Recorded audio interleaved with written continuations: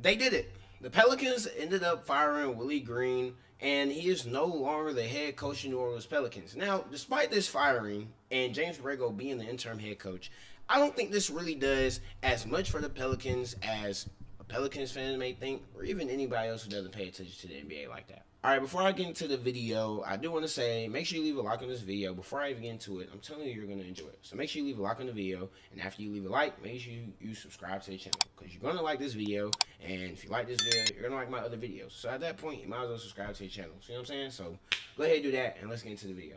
All right, so you can see it right here. The Pelicans fired Willie Green and named James Borrego the new interim head coach. Willie Green obviously did not have a good tenure in New Orleans. 150, 190 in 4 seasons with the Pelicans. They were 2-10 to start the season, and a couple things were obvious once you kind of saw the team on the floor. Willie Green had definitely lost the locker room. A lot of players in that locker room, it just didn't seem like they enjoyed playing for him. And this team just wasn't what I guess a certain amount of people hoped they could be.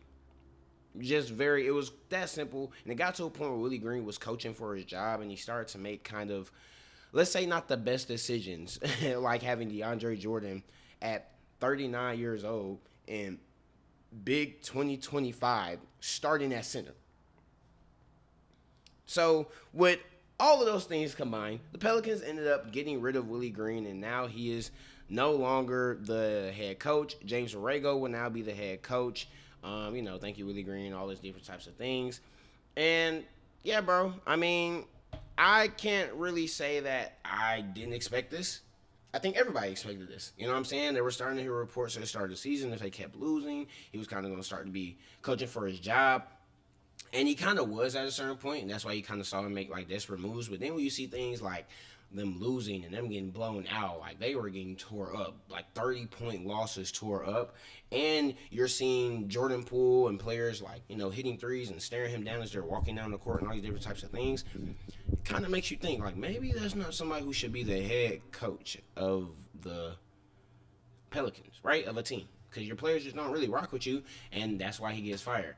Now, in my opinion, I'm not going to say the firing wasn't justified. I just named a bunch of reasons as to why, and I understand it, bro. Like 150 and 190, it's not good at all. It's actually pretty horrible, pretty horrible record. But let me say some key things, right? He comes in 2021. In 2021, the Pelicans, I think they were like, how many years at that point was it? I don't even remember how many years at that point it was. But the Pelicans were sitting up here. They had Zion Williamson on their team. They have Brandon Ingram on that team. And I'm going to look up this team right quick, too. But they have a bunch of players on their team in this 2021 season where he gets hired. And, okay, yeah, you have Zion Williamson, Nickeil Alexander-Walker, Josh Hart, Jackson Hayes, Brandon Ingram, Herb Jones, C.J. McCollum, Trey Murphy. Like, you had a bunch of very, from some nice pieces on this team, right? And Willie Green does the best he can do. He takes them to the playoffs. They end up losing in the first round to the Phoenix Suns in 2021-2022.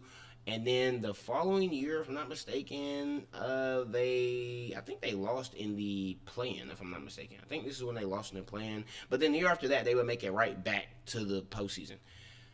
Willie Green was not dealt a good hand in New Orleans. The majority of his time in New Orleans, somebody was injured. Here's a stat for you. Zion Williamson, their first overall pick 2 years prior to when he was hired, only played in 134 of the 340 regular season games that Willie Green coached, and none of them were playoff games. That is 39% of the games that Willie Green was the head coach of the Pelicans, he did not have his best player. I mean, he had his best player. That is insane. I don't know how you can expect somebody to coach, and he did pretty decent in my opinion, but to expect somebody to go far, I guess you would say, with coaching a team if he doesn't even have his best player. And then when you get towards the end, like last year before they lost Brandon Ingram and all these different types of things, bro, Brandon Ingram is injured too. Like, you're dealing with so many injuries if you're Willie Green. Then you have, in my opinion, them not maximizing the pieces around him and adding certain pieces around him. Just some questionable decisions by David Griffin when he was running the show in New Orleans. And that leads to if you're like Willie Green, you're just kind of trying to do the best that you can do. Now, like I said, he was not perfect, bro. There were definitely some very aggravating things with this Pelicans team, seeing the way they would lose, seeing some of the lineups that were out there, seeing the way some of the players looked at him. However, I got to be honest, bro. I can't say that Willie Green was the sole reason why they were bad. I can't say that, bro. 2-10 is inexcusable. 150, 190, listen, inexcusable. However, what are you supposed to do if the player that everybody's telling you to build around is over here doing stuff off the court that I'm not going to bring up? Bring a freak boy, freak nasty, having weight issues, gaining all of this weight. What? You can't really expect him to be able to sit up here and just, all right, boom, we're going to be in the playoffs every single year. You can't. I honestly forgot that he made the playoffs 2 times, which is really a salute to him because this team is not. This team was not a playoff. I mean, they were a playoff caliber team. Don't get me wrong, but like I said, Zion Williamson, he really doesn't even count because he was barely playing for like a lot of these games. You know what I'm saying? So that's really the thing with Willie Green, to where I'm not gonna let him off the hook all the way. But I'm not. I can't put this solely on him. I cannot. Not in good faith, bro. Zion Williamson. 39% of the games. He was only active for 39% of the games. You know how bad that is? And then even this year, they made some cool moves, you know what I'm saying? Like, you get Kevin Looney, Sadiq Bey, Jordan Poole, Jeremiah Fears, and Derek Queen, and we're going to get into Derek Queen a little bit later. However, did you really think that that was going to make this Pelicans team, like, playing or playoff worthy? You know what I'm saying? I saw the potential for it to be there, but the reason why I could never stand on it because I just simply had not seen it before. I didn't. You lose Brandon Ingram, that's a major piece, and I have to rely on Zion Williamson to play. You want me to rely in 2025 to rely on Zion Williamson to play when he hasn't even played in half of the games this year. He was only played in 5 games this year. And Jordan Poole, when he was on the Wizards, I mean, he wasn't really on nothing either, and he's only played in 7 games this year. So you got all these guys on this team who are inconsistent. Like, they're just, and my fault, DeAndre Jordan is 37. Regardless, should not have been starting, nonetheless. So you got all these guys on this team. Trey Murphy has been decent. I mean, Kevin Looney, what much can you ask for him? You got all these guys on this team. I just never seen it.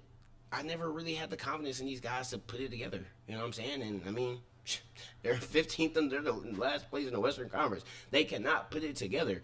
So that leads me to my next point. With firing Willie Green, this does not solve all your problems here at the Pelicans. You have way bigger issues to worry about. Okay? And let's get into the first thing. You hired Joe Dumars. And Joe Dumars, as an executive, it's not horrible. He was the reason why the Detroit Pistons team, big part in building that roster that won the championship in 2004, took down Kobe. But ever since then, really his decision making has been a little bit questionable. And one of his first move as the Pelicans, now that he's running the show, was trading away their first round pick in next year's draft for Derek Queen. Now here's the thing. You already had Jeremiah Fears, and I love Jeremiah Fears. I mean, he's been playing. I've loved the way he's been playing this year. Derek Queen is good. I think Derek Queen is going to be a good player in the NBA. Okay, I think he's going to be a good player in the NBA, and he is going to be worthy of being on the NBA roster. However, you don't trade for a guy like Derek Queen, because if you're trading for a guy like Derek Queen and you're trading that pick, you're expecting your team to be pretty good, right? That's the only thing that would justify it. Like, you trade for Derek Queen, and now your team is good, and now that pick isn't lottery, or if it's lottery, it's like late lottery.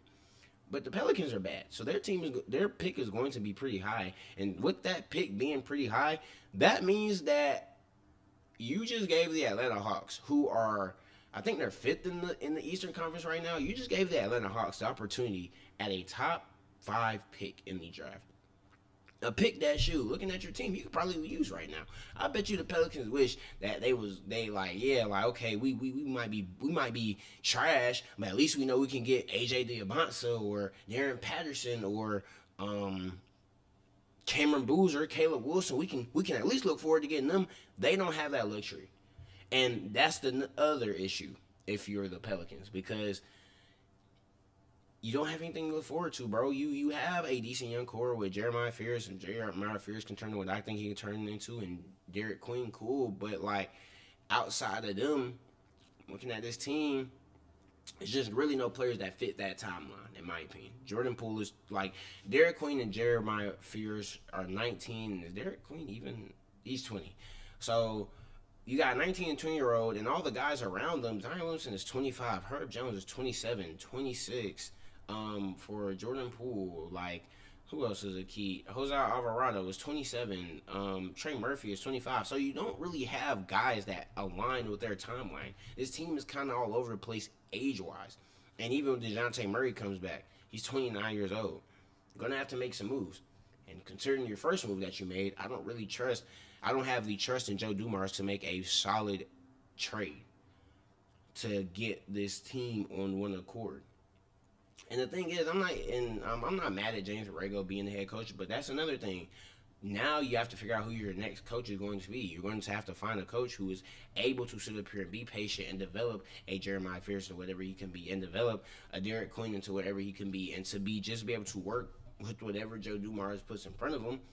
But I mean, outside of these guys, there's really not much to look forward to on this Pelicans team. I'm gonna be honest with you. Zion Williamson, he is already injured.